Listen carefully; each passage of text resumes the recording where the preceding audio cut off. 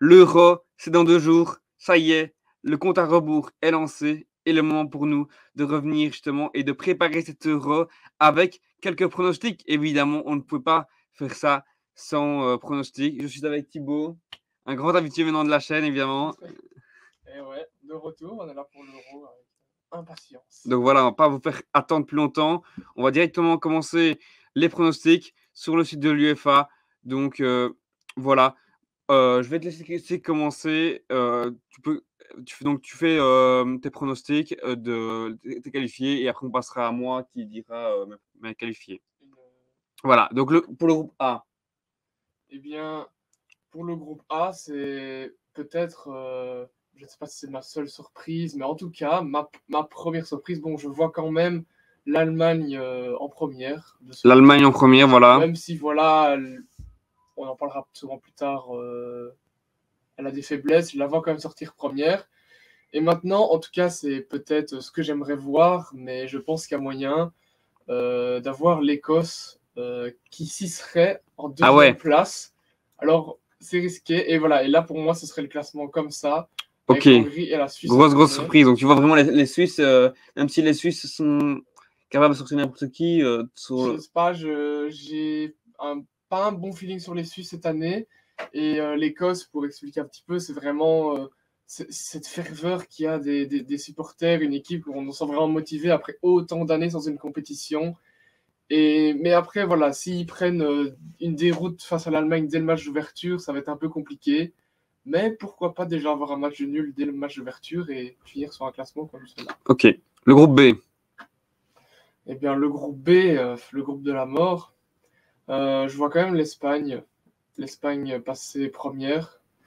Et je pense que je vais pas faire de l'originalité, mais ça va rester comme ça. L'Italie en deuxième et la Croatie en troisième, parce que même si l'Italie, on dit que ce n'est pas leur meilleur effectif, l'Italie, ça reste quand même pas mal. Et face à une Croatie vieillissante, voilà, je vois quand même la Croatie peut-être qualifiée dans les meilleurs troisièmes. Et, le groupe C. Le groupe C, c'est un petit peu compliqué. Bon, voilà, l'Angleterre première, je ne prends pas non plus de surprise là-dessus. Maintenant, le Danemark a été un petit peu décevant, je trouve. Même si, voilà, il y a mon petit Rasmus Højlund que je ne présente plus, que j'adore, mais je ne sais pas, je les trouve pas, je les ai pas trouvés si forts que ça, comparé à l'Euro 2020, dernière Coupe du Monde aussi, très mauvais résultat, hein, où ils sortent dernier ou troisième de leur groupe. Je ne sais plus, je crois qu'ils sortent dernier du groupe derrière la Tunisie. Oui, c'est exact. Et donc, pourquoi pas voir cette Serbie prendre cette deuxième place de ce groupe C. Et donc, Danemark en troisième et Slovénie, que malheureusement, même si, à ne pas sous-estimer, je ne la vois pas. Ok, ça va. Mais justement, moi, je reviendrai après sur ce que là. Le groupe D maintenant. Le groupe D, le groupe de la chance à DD, on va l'appeler, parce qu'avec Lewandowski qui se blesse, Frenkie de Jong qui se blesse, Koop Mainers qui se blesse, bon. C'est vrai qu'il y aurait une véritable hécatombe du côté de ces équipes-là. Donc, bon, je pense honnêtement, je ne vais pas faire de grosses surprises non plus. La France première, les Pays-Bas deuxième et l'Autriche en troisième. Ok. Et je vois la Pologne en dessous de l'Autriche. Surtout sans Lewandowski, ça devient compliqué, je pense, pour les Polonais. Sans leur autre but, il y a Arkadiusz Milik qui est blessé, voilà. Et l'autre qui joue du côté de Las Vérone, j'ai un trou sur son nom, mais je sais qu'il a beaucoup planté avec la Pologne. Milik? Non, c'est pas Milik. Non, il a un nom polonais que je ne saurais pas prononcer, donc je vais éviter. Mais ouais, ça va. Je sais que c'est une bonne perte du côté polonais. Ok. Et donc, notre groupe... Ah oui, le joueur qui s'est blessé sur son but, là. Ouais, voilà. Ok, oui. Je connais pas son nom, mais voilà. On sait que c'est toujours compliqué, les noms polonais. Le groupe qui nous intéresse le plus, maintenant. Ouais, et ben, j'espère ne pas me tromper, mais je vois quand même la Belgique sortir première de ce groupe. Et l'Ukraine, qui a quand même des bonnes individualités, s'en sortir aussi. Et je verrai la Roumanie en troisième, par contre, par rapport à la Slovaquie. Et donc, le dernier groupe, le Portugal, sans trop d'hésitation. Ouais. Avec J'espère pour eux qu'ils ne vont pas flop parce que la Turquie, ça fait quand même longtemps qu'on se dit que c'est un petit peu cet outsider, un petit peu la Turquie. Donc voilà, est-ce que cette année ils vont enfin faire cette deuxième place? En tout cas, c'est là que je les mets et je vois la République tchèque en troisième de ce groupe. Ok, donc tu ne vois pas la Géorgie qui vit sa première participation, justement. Non, Passer. c'est quand même un peu faible, la Géorgie. C'est peut-être pour moi l'une des équipes les plus faibles du tournoi, donc à ne jamais dire jamais, mais Ok, voilà, eh je ne vois pas. ben maintenant, justement, on va passer à mes pronos. Voyons voir un peu ce que ça va donner. On se retrouve directement pour mes pronos. Et voilà, on se retrouve directement pour mes pronostics. Je vous annonce énormément de surprises. Je pense que comme à l'Euro, moi, j'ai vraiment envie de me mouiller. Et comme à l'Euro il y a 4 ans, on a eu énormément de surprises. On a souvent tendance à mettre tout le temps les favoris et à se retrouver avec euh, les plus attendus. Moi, j'ai vraiment envie de me mouiller pour cette année-ci. Et je pense que beaucoup vont être surpris. Alors, le groupe A, ma première surprise, ça commence directement. Je ne vois pas la Suisse qualifiée. Moi, je vois les Suisses, comme Thibaut a pu dire, dernier. Je pense que les Suisses sont en dessous et sont quand même en fin de cycle, même si chacun et ça peut faire la différence. Je ne les vois pas se qualifier.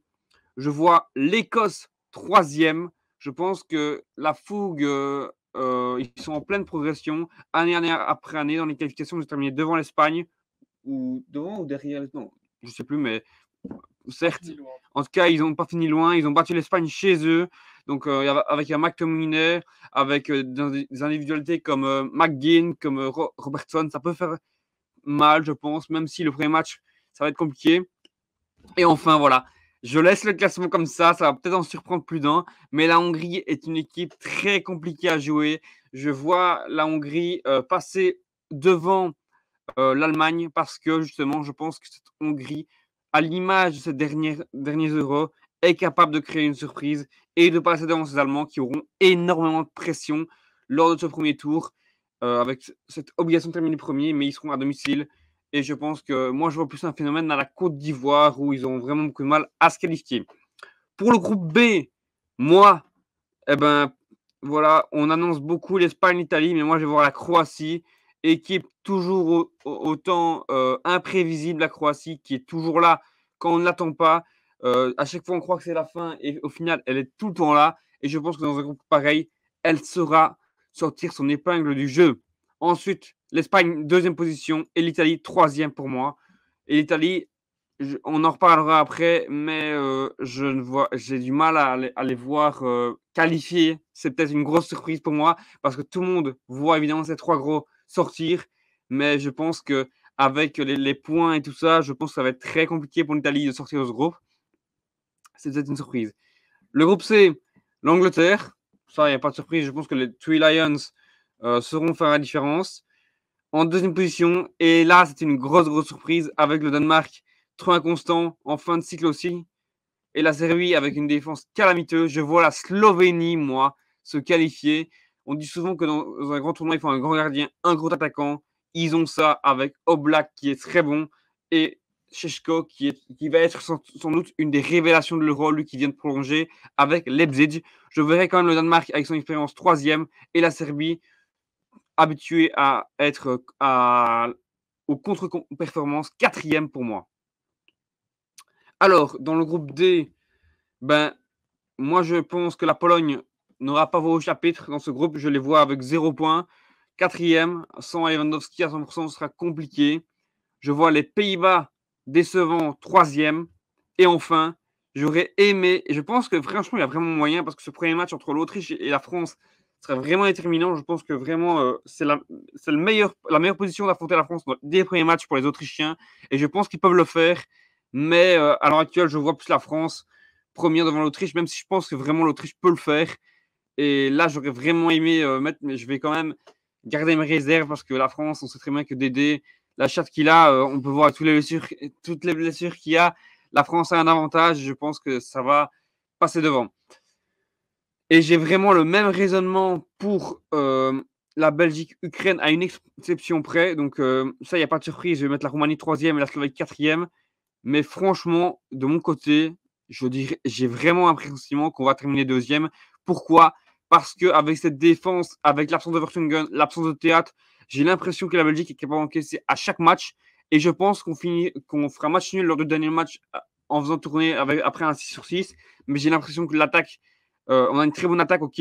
Mais au niveau de la différence de but, je pense que l'Ukraine est plus solide défensivement que nous et risque peut-être de créer des surprises. Donc moi, je pense, j'ai envie de créer la surprise et de dire qu'on va terminer deuxième. C'est peut-être fou à dire comme ça, mais je pense qu'on va terminer deuxième. Et qui sait, peut-être une bonne surprise pour la suite du tournoi.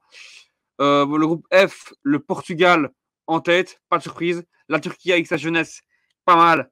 Je pense qu'ils peuvent performer à Güler, le jeune de la Juve, qui sont intéressants et qui peuvent vraiment apporter quelque chose. Et enfin, moi je vois la Géorgie, belle surprise avec Kvaratskhelia, un peu dans le même style qu'on en parlait justement avec la Slovénie. Kvaratskhelia, Mamardashvili, ça peut être un atout important dans la phase de poule en 3 matchs. Et pourquoi pas, moi je vois la Tchéquie contre-performer. Je le disais, les 3 premiers, moi je vois pas l'Italie, malheureusement c'est incroyable à dire, mais voilà, je vois les Pays-Bas, je vois la Roumanie, je vois, j'hésite encore, mais je pense que le Danemark y sera et l'Écosse y sera. Voilà, voilà, on y est. Et maintenant, hop, on est parti pour la suite du tableau.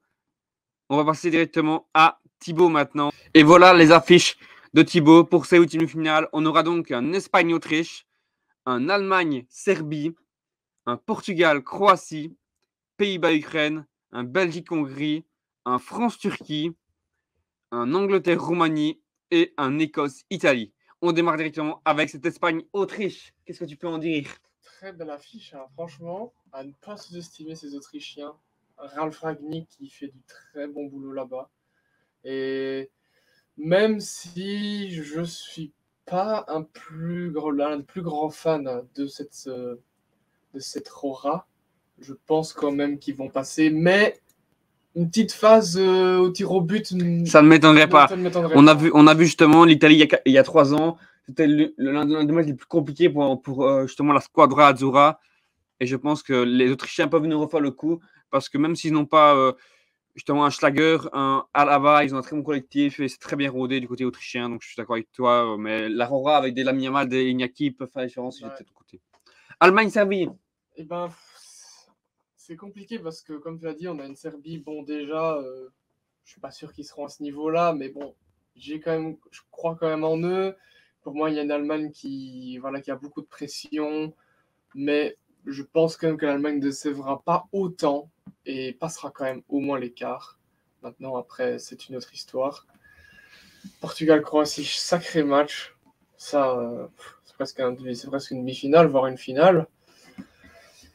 Mais à noter que la Croatie n'a jamais gagné de match à élimination directe. Hein. Ouais. Faut le penser. Mais ça, pour moi, ça peut être leur année à nouveau. Et le Portugal, c'est peut-être. Donc tu vois la grosse surprise déjà, une grosse surprise. La Croatie élimine le Portugal en 8e?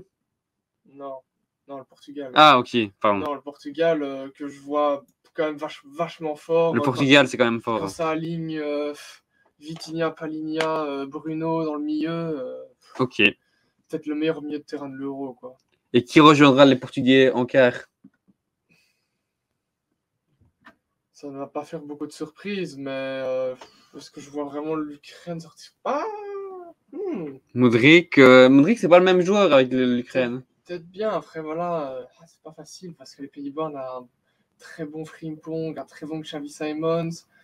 Maintenant, on a quand même une attaque, Wout Weghorst, on ne dirait pas plus.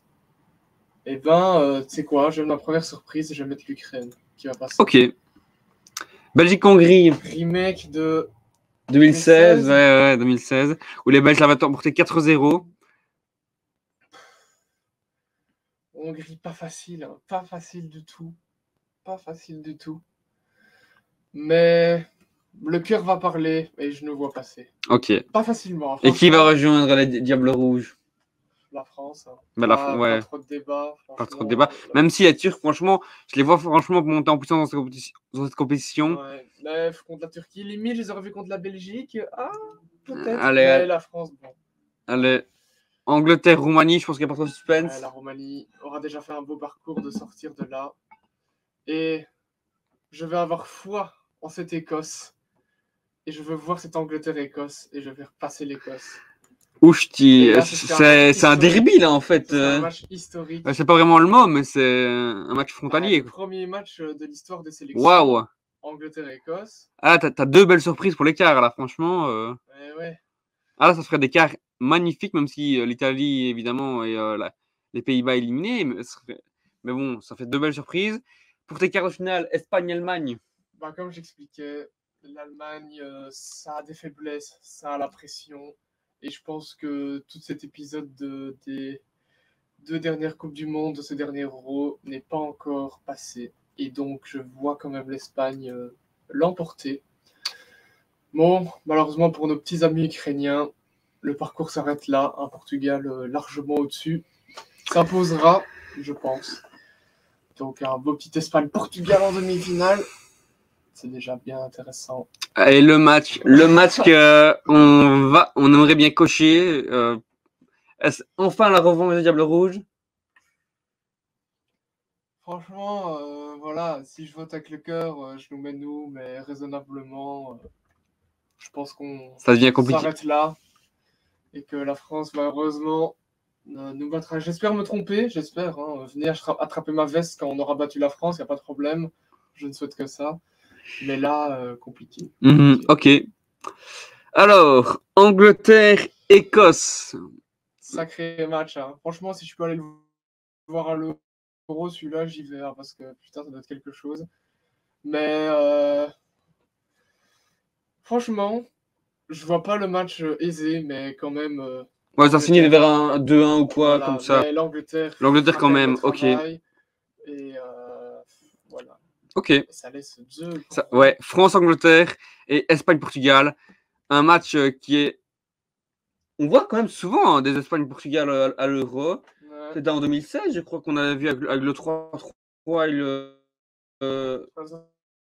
C'est la Coupe du Monde 2018. Ah, ok, c'était la Coupe du Monde 2018, avec le 3-3, ok. Oui, hein, ben voilà. Yamal passe à CR7. C'est beau. Ça se compare pas. Bah, si je ne dis pas de bêtises, je crois que la dernière confrontation a été remportée par les. Non, j'allais dire peut-être par les Espagnols, mais je suis plus sûr. Du coup, je vais rien dire. Mais c'est compliqué ce match. Mais bon, en grande forme, un Portugal devant quand même. Mais de nouveau. Bah, les Espagnols auraient fait un beau parcours, hein, franchement. Parce que l'Espagne a quand même des faiblesses pour moi. Les Portugais, donc Martinez en finale. Face. Oh, le remake. Eh ben moi, je les veux aller à ce niveau-là. Et ils vont prendre leur revanche. L'Angleterre passera. Avec un Mainu titulaire. Avec un Mainu titulaire. Le buteur, évidemment. Voilà. Donc la finale de Thibaut, ce serait Portugal-Angleterre. Moi, je vais passer justement à mes phases d'élimination directe et on se retrouve justement pour débattre de la finale en même temps. Ça te va? Et c'est parti pour mes huitièmes de finale. On se retrouve avec un Croatie-Roumanie, un Hongrie-Slovénie, un Portugal-Écosse, un Autriche-Belgique, Ukraine-Danemark, France-Turquie, Angleterre-Pays-Bas et Allemagne-Espagne. Et comme on peut le voir, je suis désolé, mais on peut me penser absurde, mais dans chaque tournoi, chaque Euro, vous pouvez me prendre pour un fou, mais à chaque fois, on a un côté de la mort et un côté plus accessible. Et comme on peut le voir ici, le côté gauche, le côté avant est beaucoup plus accessible à gauche, en haut qu'en bas, j'ai envie de dire. Tu l'as fait exprès, en fait. C'est pas vrai du tout. Non, franchement, pas du tout, parce que je pense vraiment que l'Ukraine est capable d'être vraiment dérangeant pour la Belgique. Et la Belgique, défensivement, on ne sait pas dans quel état on va arriver. Et voilà, je pense que j'ai suffisamment énoncé. Et je pense que l'Ukraine est capable de terminer devant nous. Voilà. Bah, directement, Croatie-Roumanie. Bah, la Roumanie, pour moi, va éliminer. La Croatie va éliminer cette Roumanie qui aura déjà fait un parcours, comme on l'a dit tantôt. Hongrie-Slovénie. Je vois malheureusement le parcours des Slovènes s'achever là. C'est une très belle performance. C'est ce qu'on aura l'occasion de performer à d'autres compétitions. On est encore jeune, mais arriver jusqu'en huitième de finale, c'est déjà pas mal. La Hongrie a des qualités et passera enfin ce cap des huitièmes de finale. Portugal-Écosse, ben, comme tu en as beaucoup parlé, je pense que l'Écosse est une très belle équipe capable de faire mal. Mais je pense qu'avec le banc du Portugal, sur le long, ça fera la différence. Et je vois évidemment ce Portugal l'emporter. Victoire assez tranquille. Autriche-Belgique, là, c'est un fameux match. Je pense que vraiment, c'est un match hyper compliqué. C'est la 3e fois qu'on les affronte en 2 ans. Donc voilà, on commence à les connaître, mais je pense que justement, cette expérience belge peut faire la différence et la Belgique l'emporterait et on retrouverait un Belgique-Portugal en quart de finale. Dans tous les cas, on a des quarts costauds, quoi. Là, on a un très beau quart. Ukraine-Danemark, moi, je vais pas laisser. On a eu la surprise danoise il y a 4 ans ou 3 ans. Pour moi, la surprise ukrainienne maintenant. Je vois l'Ukraine se qualifier face au Danemark en perdition avec un Schmeichel dans les buts. Et ça, il y a une refonte à faire du côté danois, je pense. Même s'il y a des joueurs de qualité, Rasmus Sjöholm, Kovalsson, on les connaît, ok. Mais je pense que ça ne suffira pas. Et l'Ukraine, pour moi, ira en quart de finale. Face à qui? Et c'est dingue à dire, mais je pense que s'il y a bien une deuxième. L'Autriche est la mieux placée aujourd'hui pour battre les Français. Mais la deuxième équipe, pour moi, c'est la Turquie. C'est la Turquie, c'est dingue. Mais la Turquie, pour moi, peut emmener les Bleus jusqu'au penalty, comme il y a 4 ans face aux Suisses.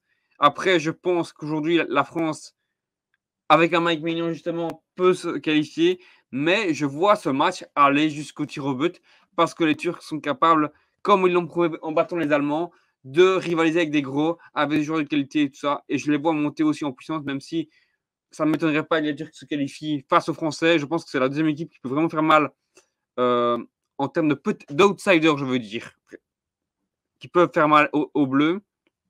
Angleterre-Pays-Bas, je l'ai dit, les Pays-Bas en perdition. Sans Frenkie, sans Coupe Mainers, je ne les vois pas aller beaucoup plus loin face à l'armada anglaise, victoire et qualification des Anglais. Et enfin, Allemagne-Espagne. Là, c'est très, très compliqué. Tu as une équipe allemande qui n'a pas le choix. Là, mais comme je l'ai dit, l'Allemagne est terminée deuxième. Je les vois arriver et faire comme une Côte d'Ivoire. Je ne dis pas forcément qu'ils vont aller au bout, mais moi, je les vois se qualifier face à l'Espagne et monter en puissance dans cette compétition. Croatie-Hongrie, le match des outsiders et malheureusement le parcours hongrois va s'arrêter là. La Croatie a trop d'expérience pour se faire éliminer. Les Croates iront en demi-finale face aux Hongrois. Portugal-Belgique. Martinez face à la Belgique. Ce serait tout simplement incroyable. Et franchement, je ne souhaite que ça de voir. Et évidemment, mais je ne pense pas que ce soit le génie tactique de Martinez qui fera la différence. Mais je pense que ce sera les individualités portugaises qui font la différence. Je nous vois sortir malheureusement. Donc tu peux dire que j'ai fait exprès. Au final, on est éliminé au même stade. C'est parce que, mais franchement, j'y crois. Mais je pense que la marche est trop haute et les Portugais ont trop de talent. Ont trop de talent pour se faire sortir comme il y a 4 ans.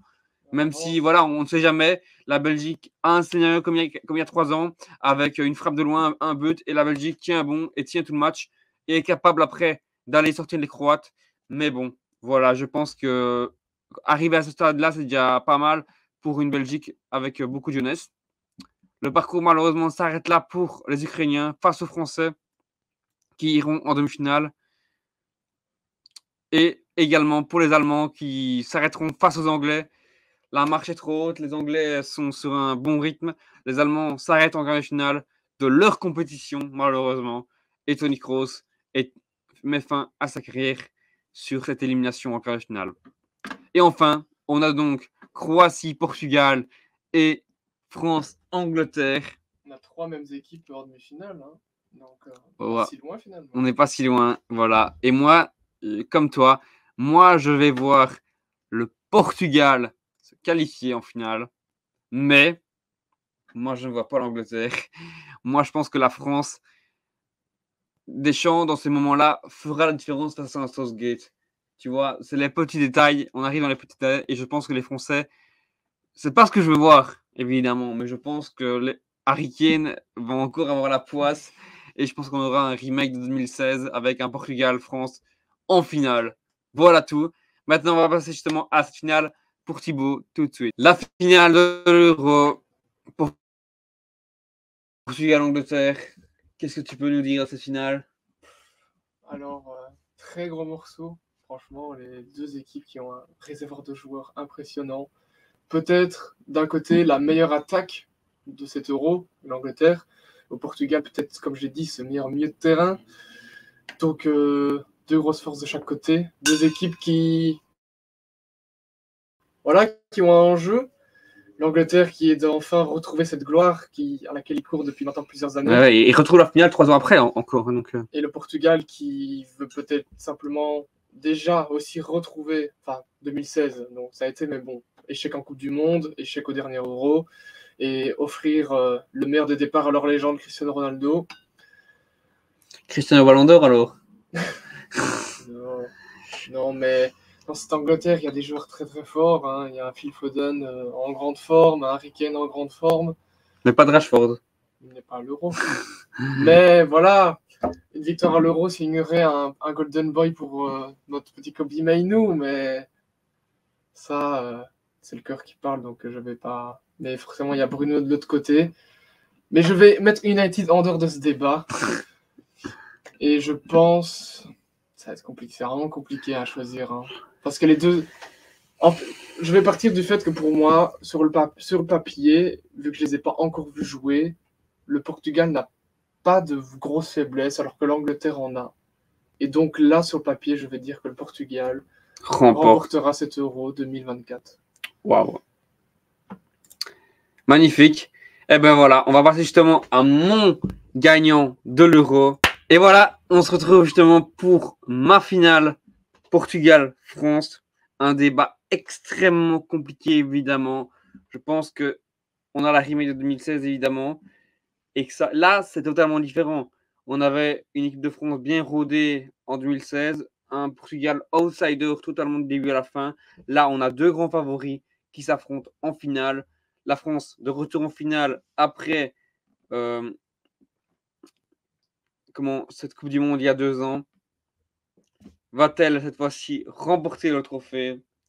Et ou ai-je justement le même avis que Thibaut avec cette finale? Eh bien, moi, je vais vous dire que je pense vraiment que, encore une fois, j'ai envie de dire franchement, franchement, je vous aurais dit la France, parce que la France, dans ce genre de détails, ça fait la différence, encore une fois, dans le même type que Dédé face à Martinez ou Dédé face à Southgate, qu'on en a parlé.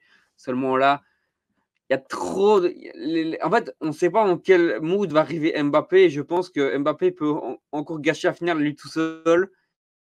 Et c'est pour ça que je vois le Portugal également soulever ce trophée. On a le même résultat, même si, voilà, évidemment, si on voyait la Belgique éliminer le Portugal, bah, évidemment, la Belgique pourrait aller en finale et on verrait un Belgique-France en finale, c'est magnifique. Mais moi, je vois le Portugal remporter 7 euros. Ça peut être une surprise pour certains, mais moi, c'est mon avis, c'est notre avis en tout cas. On a peut-être le même choix, on n'a pas les mêmes parcours, on a beaucoup de surprises. En tout cas, voilà, je pense qu'on a été assez original. On n'a pas fait un truc qui sort de l'ordinaire et je pense que c'est très intéressant de voir ça. En tout cas, j'espère que cette vidéo vous aura plu. N'hésitez pas à vous abonner, à liker et nous on se dit à la prochaine pour une prochaine vidéo. Ciao les gars!